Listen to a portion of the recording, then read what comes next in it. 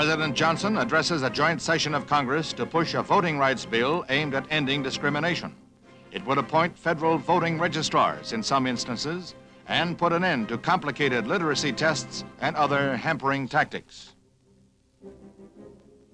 The president referred to the events in Selma as an American tragedy. And throughout the nation, even in Canada, there were marches through the streets of towns and cities. In New York's Harlem, more than 15,000, half of them white, filed somberly through the streets in quiet but agonized protest.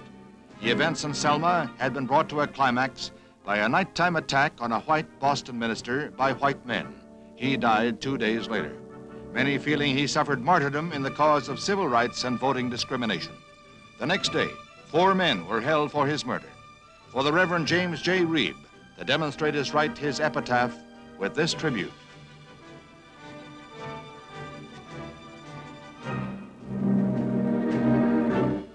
Selma sprang overnight from an obscure southern town to the front pages of world newspapers. This church was headquarters in the Negro drive for the right to vote, and it was here that Martin Luther King came to lend his support to the campaign.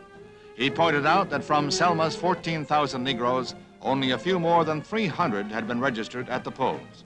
When one group set out to march to the Capitol at Montgomery, the procession was broken up violently by state troopers and sheriff's deputies. Then Dr. King led another contingent through the town.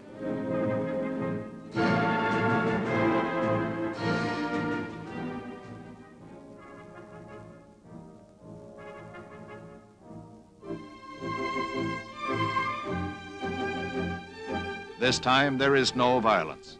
The 1,000 Negroes and 400 white ministers and civil rights workers reach the end of the bridge where the cordon of troopers stand. They are ordered to turn back.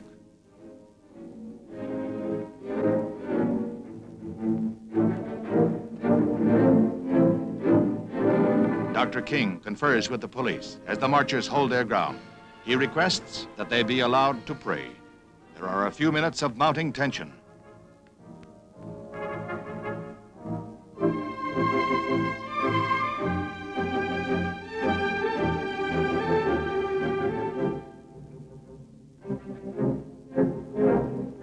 The request to pray is granted, and they kneel in the streets.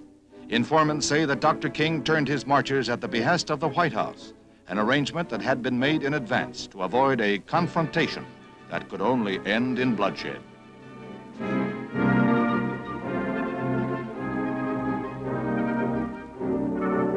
The troops and deputies stand stolidly by as the prayers are said and the marchers go back to Selma. This Alabama town will go down in the history books as a turning point in the civil rights drive.